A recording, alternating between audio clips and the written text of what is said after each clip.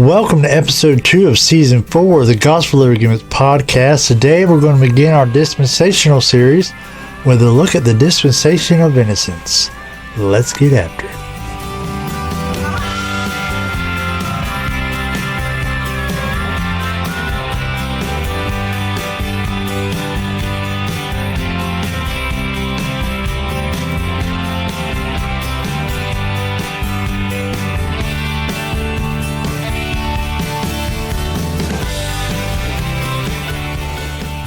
Howdy, welcome to a new episode of Gospel Over Gimmicks. This is actually episode 105. Yes, I found out we surpassed episode 100 last season. I wasn't even paying attention, but it happened. So it was the heaven episode, if you remember that one. That was the 100th episode of the audio portion of the podcast, because we've been making YouTube videos before that. But anyway, this is episode number 105. I'm your host, Richard Storm Norman, here to tell you everything you know, everything I know, some things I highly suspect. So, just real quick, let me throw it in there. I just want y'all's opinion. You know how the lamp, my light's always dying when I'm doing these videos. My light that shines light on my wondrous face so y'all can see it is always dying because it's battery powered. So I went to Walmart and I found this little tiny lamp and I clipped it. It has a little clip on it. I clipped it on the side of my thing here, and I bought a different light bulb because the one it came with was kind of crappy. But so y'all tell me, I'm gonna turn it on now. Y'all tell me what you think.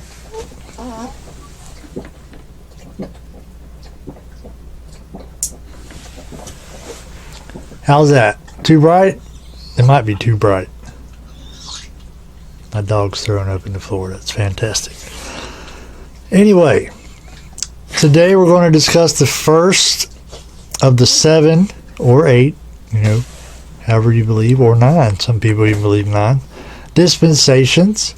The Dispensation of Innocence. This is also the shortest of all of them, so not a whole ton of information about it. This might be the short episode today.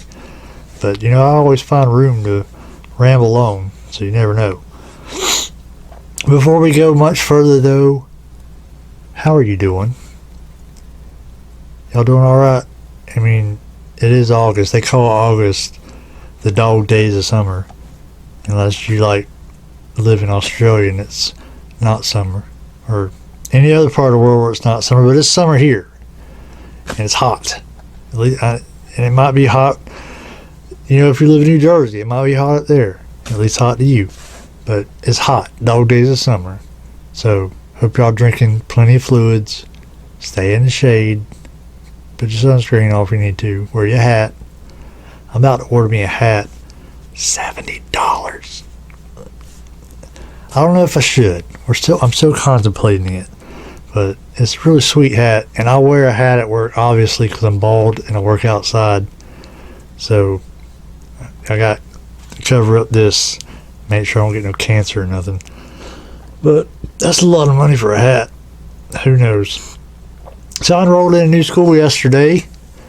If y'all watch Backwood Bible broadcast with Andrew Sluter and Randy Keener, they got a school, an institute. So I enrolled in that. Asheville Baptist Institute. If you watch Backwoods Bible broadcast, you've heard of it. But I'm officially done with Liberty University. Yeah, that's right. Wash my hands of them. Probably, let me just go ahead and go off on a rant here. We're always told by people, and it's not a wrong thing to teach people or say to people, but people are often, they don't like it when you quit things, especially when you're almost there, because I was only 2 or 3 classes away from finishing at Liberty.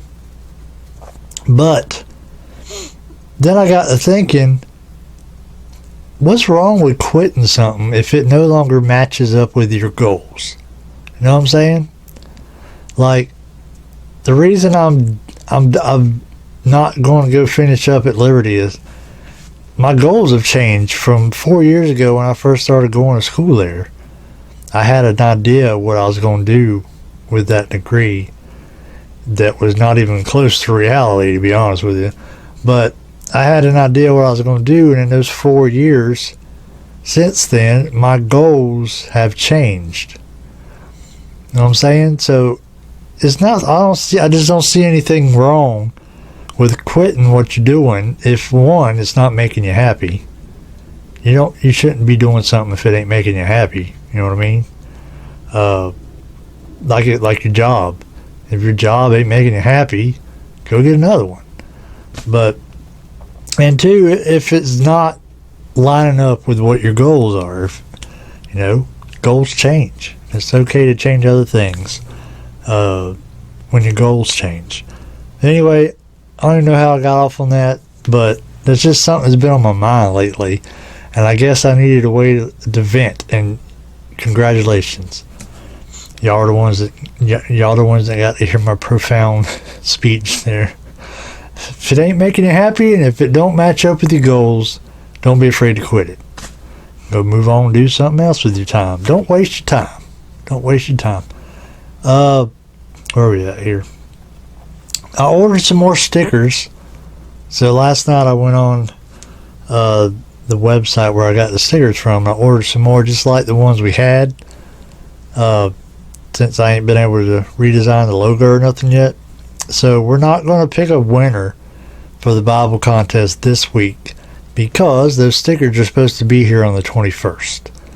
That's what the website says. They might get here before then. I don't know. Not sure.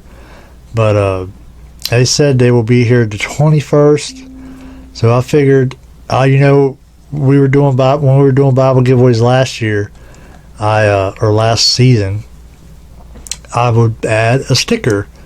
Whenever you want a Bible, you got a sticker to go with it. So we're going to wait another week on the Bible contest before we pick a winner so that when I mail it off, I can throw a sticker in there with it. So that's all I got for opening segment. Let's go ahead and get into the Dispensation of Innocence.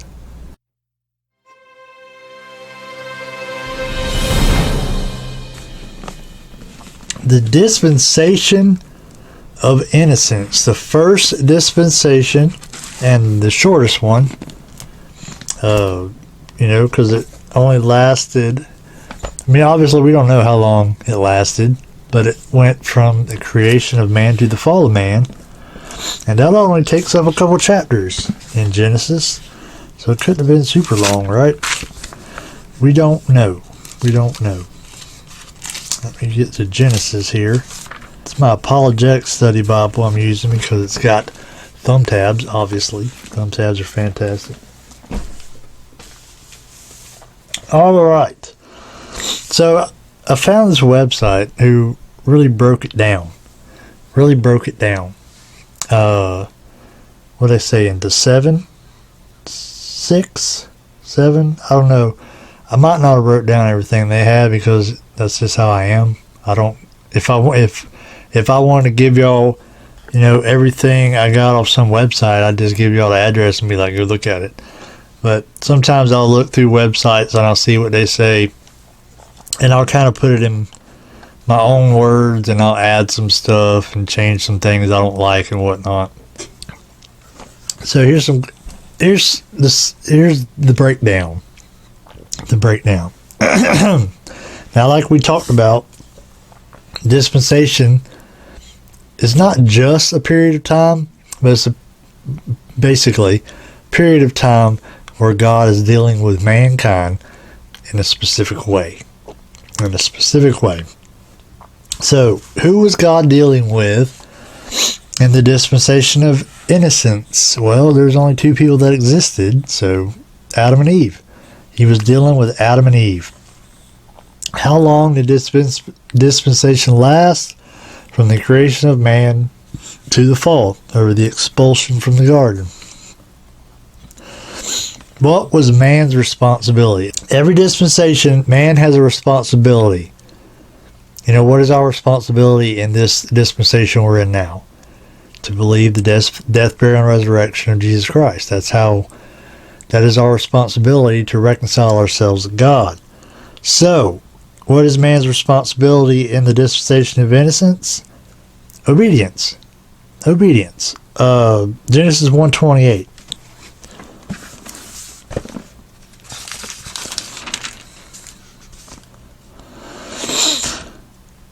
And so God blessed them, and God said unto them, Be fruitful and multiply, and replenish the earth, and subdue it, have dominion over the fish of the sea, and over the fowl of the air, and over every living thing that moveth upon the earth. So that was one thing they had to do, and they didn't fail on doing that one. What they failed on was the second thing. Genesis 2:16.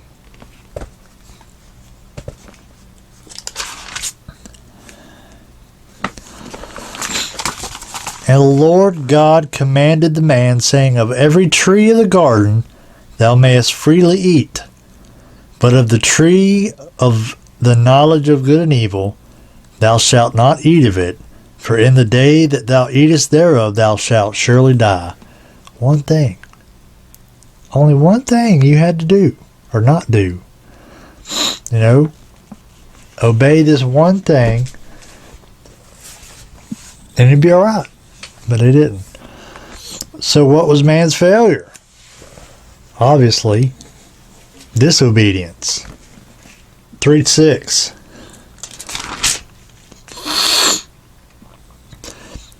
And when the woman saw that the tree was good for food, and that it was pleasant to the eyes, and a tree to be desired to make one wise, she took of the fruit thereof and did eat, and gave also unto her husband with her, and he did eat.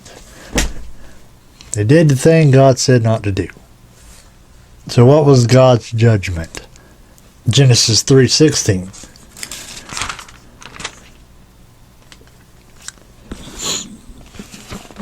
Unto the woman he said, I will greatly multiply thy sorrow and thy conception, and sorrow thou shalt bring forth children, and thy desire shall be to thy husband, and he shall rule over thee. And unto Adam he said, Because thou hast hearkened unto the voice of thy wife, and hast eaten of the tree of which I commanded thee, saying, Thou shalt not eat of it, cursed is the ground for thy sake, and sorrow shalt thou eat of it all the days of thy life.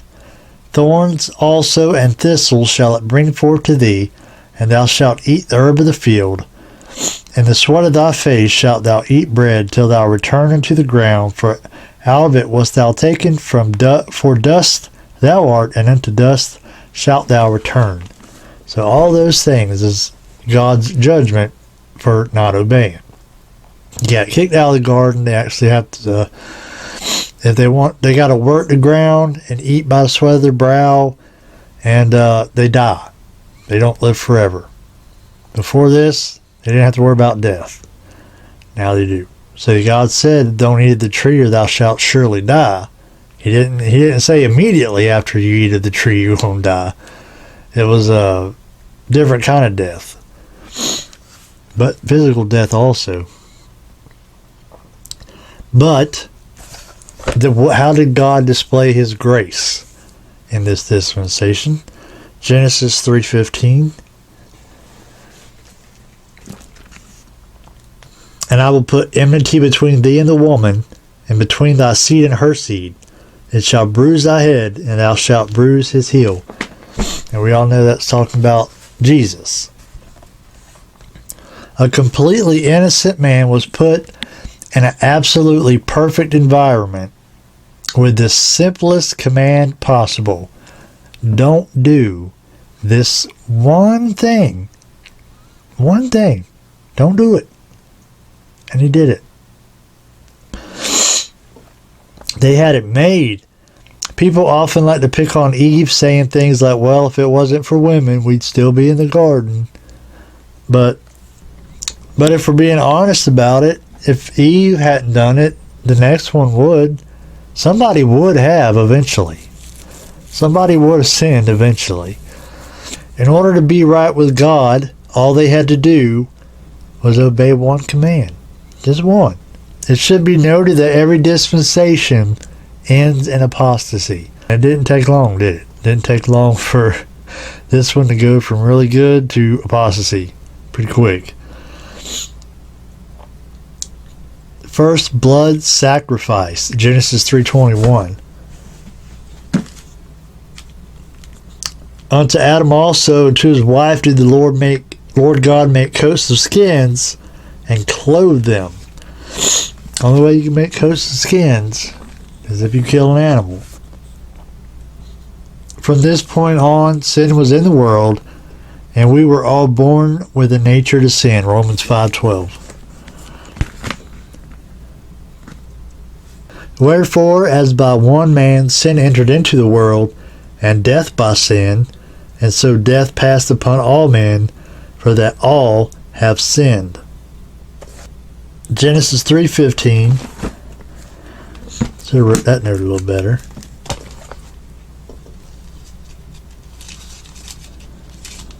So we already read Genesis 3:15. We're going to read it again.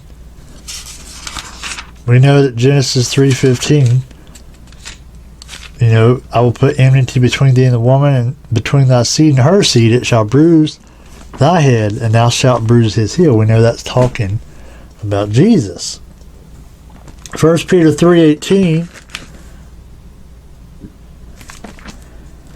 for Christ also hath once suffered for sins, the just for the unjust, that he might bring us to God, being put to death in the flesh, but quickened by the Spirit. Jesus reconciled us. Adam messed it up. He messed it up for all of us. And it's been that way since.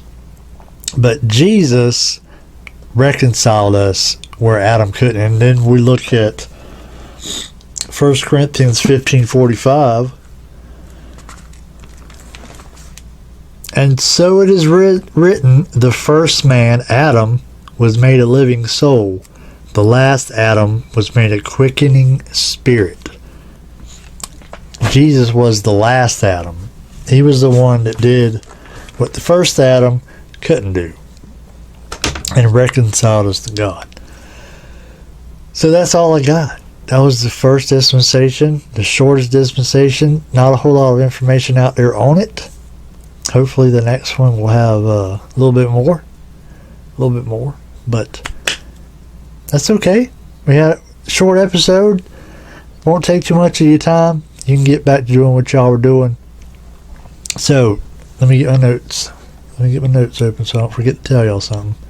Don't forget to like the Facebook page, which can be found at facebook.com/gospelovergimmicks. That is where you'll get updates and stuff like that. Things I post. I've been thinking I need to. Sometimes I want to post something on there, but I've said in the past, and this is just the way I am, and it shouldn't be. You got certain parts about your personality that you don't like, but it is what it is. And I've said 100 times I don't like opposition. I don't like things like that. You know what I'm saying? So every time I come up with something like, man, I ought to post that on the Facebook page, and I'll be like, well, then what if someone complains and then they want to argue, and I don't want to argue? It's the stupid mindset to have. I should get over it, but that's part of being an introvert, I reckon. But I was just thinking sometimes I should just post. It's my page.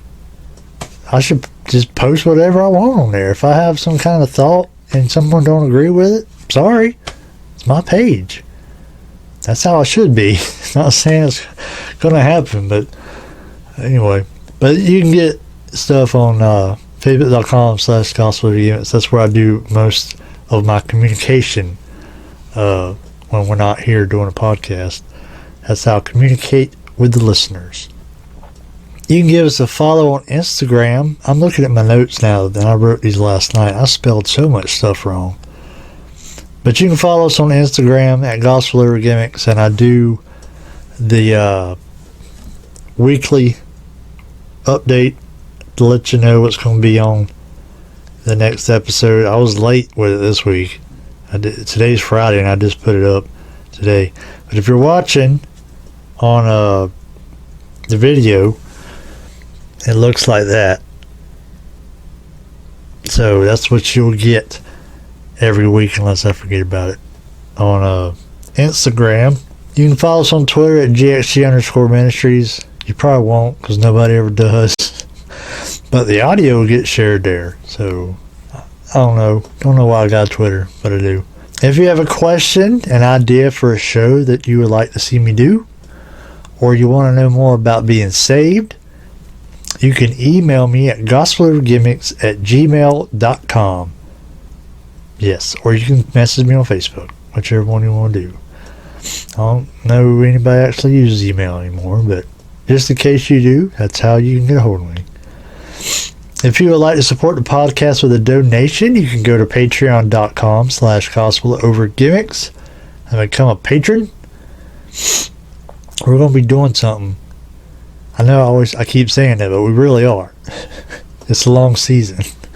We're going to be doing something with that patron money this season. Our patrons are Joanna Garrett, Roger Waters, Leanna Williams, and Rusty Williams. Yep. So we're gonna take some of that money, and I'm thinking what I want to do is buy some Bibles. I don't know how many, like 3, 4, 5, something. I don't know. And I might take the patron money, buy some Bibles, and then donate them to somebody that does that kind of thing where they try to get Bibles to people that need Bibles around the world and something like that. Not real sure. I mean, if you know a good organization that does stuff like that, let me know. If you want to subscribe to the audio portion of the podcast, it can be found at Spreaker, iTunes, Podcast Addict, Google Podcasts, and Spotify. You can listen to the audio while you're driving in your car or running. You might be a jogger. Listen to it while you're jogging, while you're taking your kids to school. Whatever you want to do. So that's all I got for you this week. I appreciate you joining me on episode number 105. We'll try and do a better job so that when we get under 50, we can make a big deal about it or something, because I totally forgot about 100. But anyway, thanks for watching. Thanks for listening. I couldn't do it without you. Till next week, take up your cross. Carry on.